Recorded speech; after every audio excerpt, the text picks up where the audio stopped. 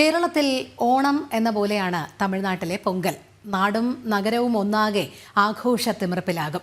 പൊങ്കലിലെ പ്രധാന ഘടകം കരിമ്പാണ്. കരിമ്പുണ്ടെങ്കിലേ പൊങ്കാല ആഘോഷം പൂർണ്ണമാകൂ. പൊങ്കൽ ലക്ഷ്യമിട്ട് മാത്രം കൃഷി ചെയ്യുന്ന ആ കരിമ്പിന്റെ വിശേഷങ്ങളിലേക്കാണ് ഇനി നമ്മൾ പോകുന്നത്.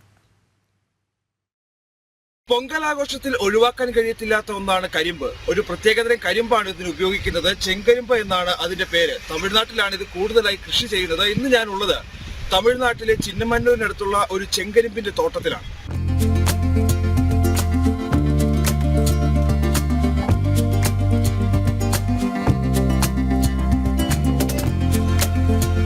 പഞ്ചസാരയുടെ അംശം കുറവെങ്കിലും തമിഴന്റെ പൊങ്കലാഘോഷങ്ങളുടെ മധുരം അത്രയും അടങ്ങിയിരിക്കുന്നത് ചെങ്കരിമ്പിലാണ്.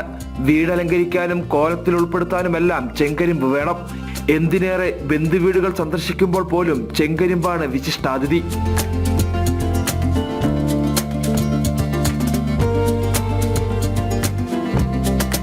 ഈ കാണുന്ന ചെങ്കരിമ്പെല്ലാം വരുന്ന പൊങ്കലാഘോഷത്തിനായുള്ളതാണ്. തമിഴ്നാട്ടിലെ 17 ജില്ലകളിലായി 20,000-ത്തിലധികം ഏക്കർ സ്ഥലത്താണ് പൊങ്കൽ വിപണി ലക്ഷ്യമിട്ട് ചെങ്കരിമ്പ് കൃഷി ചെയ്യുന്നത്. ചെങ്കരിമ്പിന്റെ വിളവെടുപ്പ് അതിന്റെ അവസാന ഘട്ടത്തിലെത്തി നിൽക്കുന്നു.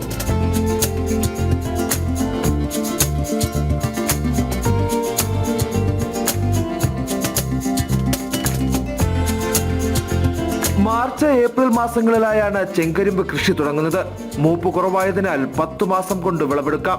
2.5 ഏക്കർ സ്ഥലത്ത് കൃഷി ചെയ്യാൻ 3 ലക്ഷത്തോളം രൂപ വരെ ചിലവാകും. വലിപ്പത്തിനനുസരിച്ച് 10ഉം 15ഉം എണ്ണം വീതമുള്ള കെട്ടുകളായാണ് ചെങ്കരിമ്പ് വിൽക്കുന്നത്. എന്നാൽ പൊങ്കൽ കരിമ്പിന്റെ മധുരം കർഷകനില്ല. ഒരു 3 ലോഡ് എടുക്കணும்னா 2.5 ലക്ഷം രൂപ ചെലവ് വരും.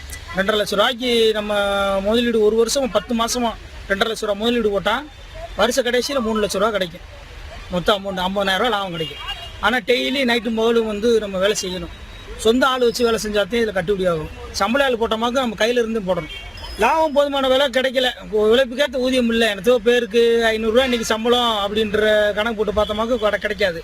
ஒரு 250 ரூபா 300 ரூபாக்குள்ளதே அன்றாட. ஒரு வருஷமாக நம்ம வெளியில் நம்ம வட்டிக்கு வாங்கி நகையை அடவு வச்சு சாப்பிட்டுக்கிட்டே இருக்கணும். இதுக்கு உரத்தை வாங்கி போட்டுக்கிட்டே இருக்கணும்.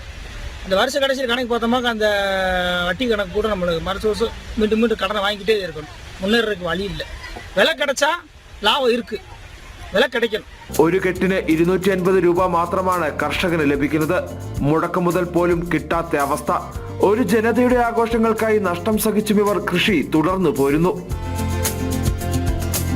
തേനി ജില്ലയിലെ ചിന്നമന്നൂരിന് പുറമെ കോട്ടൂരിലും ചെങ്കരിമ്പ് കൃഷിയുണ്ട്. ഇവിടെ നിന്നാണ് തമിഴ്നാടിന്റെ വിവിധ ഭാഗങ്ങളിലേക്കും കേരളത്തിലേക്കും കരിമ്പെത്തുന്നത്. റേഷൻ കടകൾ വഴി തമിഴ്നാട് സർക്കാർ 6 അടി നീളമുള്ള കരിമ്പ് കുറഞ്ഞ നിരക്കിൽ കാർഡുടമകൾക്ക് നൽകുന്നു. ഈ സാഹചര്യത്തിലും പൊങ്കൽ അടുത്തു വരുന്ന ദിവസങ്ങളിലും വിപണിയിൽ ചെങ്കരിമ്പിന്റെ വില ഉയരുമെന്ന പ്രതീക്ഷയിലാണ് കർഷകർ. ചിന്നമന്നൂരിൽ നിന്നും സുബിൻ തോമസ്, ജനം, ഇടുക്കി.